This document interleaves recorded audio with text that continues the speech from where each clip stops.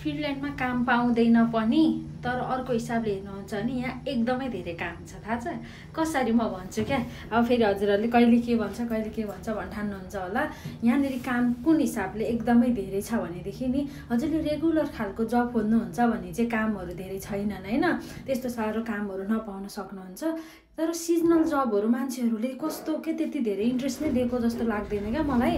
कस्तो भने अलिकति दुःख चाहिँ हुन्छ यो सिजनल जबमा। अब चारिरहनु पर्यो, लिमिटेड हुन्छ, 5 महिना 6 महिना 3 महिनाको हुन्छ हैन, सके पछाडि के गर्ने फेरि खोज्नु पर्यो भन्ने यस्तो हुन्छ, गाह्रो चाहिँ हुने भयो। तर अब पैसा चाहिएको छ भनेदेखि अब आफूलाई खट्नु छ, आफूलाई पैसा चाहिएको छ, आफूलाई सर्भाइभ हुनु छ भने चाहिँ अलिकति दुःख त गर्नु पर्यो नि त हैन साथीहरू, सिधा कुरा क्या। अब विन्टरको हिसाबले हेर्नुहुन्छ भने विन्टरमा पनि जबहरू पाउनुहुन्छ। अब इन्ट्रेस्ट कतिलाई हुनसक्छ कतिलाई नहुनसक्छ। तर अहिले यो विन्टरमा हजुरहरूले पोस्तीको कामहरू एप्लाई गर्न सक्नुहुन्छ। यो क्रिसमस न्यू इयरमा गर्दाखेरि पोस्तीको कामहरू पाउनुहुन्छ।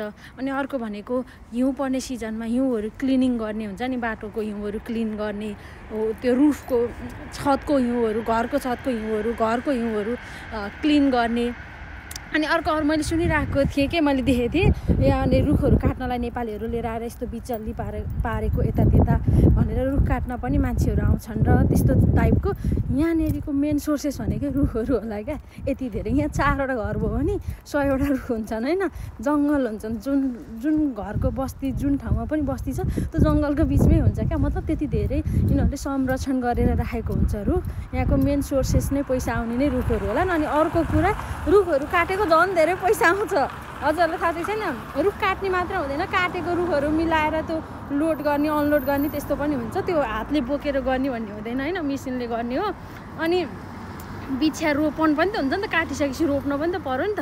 तर यो जहिले पाए त्यसले रोप्ने चाहिँ हो जस्तो मलाई लाग्दैन। यसको पनि अटमतिर हैन, स्प्रिङ अटमतिर रोप्छन् त्यस्तो कामहरू हुन्छ जस्तो लाग्छ मलाई। अब विन्टरमा चाहिँ नहुनु पनि सक्छ। तर विन्टरको लागि हजुरहरूले पोस्तीको कामहरू अनि त्यस पछाडि अर्को भनेको हिउँहरू क्लिनिङ गर्ने कामहरूमा एप्लाई गर्न सक्नुहुन्छ क्या हैन। काम छ, एकदमै काम छ। सिजन अनुसारले समरमा समर टाइपकै जबहरू छ, विन्टरमा विन्टरकै टाइपको जबहरू छ।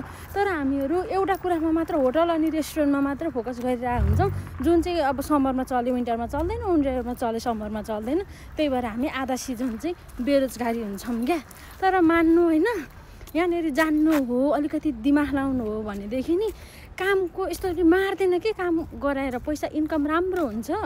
अनि मैले त्यो अस्ति भनेको इन्कम एकजनाको इन्कम हो क्या हस्बेन्ड। त्यही भएर म प्रत्येक भिडियोमा भन्छु सिङ्गल आउनुभयो भने चाहिँ हजुरहरूलाई सर्भाइभ गर्नलाई अलिकति पुग होला, हस्बेन्ड र वाइफ आउनुभयो र काम पाउनुभयो भने मजाले आनन्दको लाइफ छ भनेर टेन्सन गर्नु पर्दैन। तर आफू पनि खट्न सक्नु पर्यो, जे पाउँछ त्यही गर्छु भन्ने हुनु पर्यो।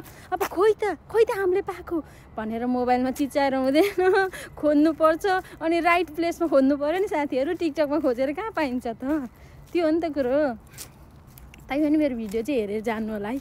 धन्यवाद।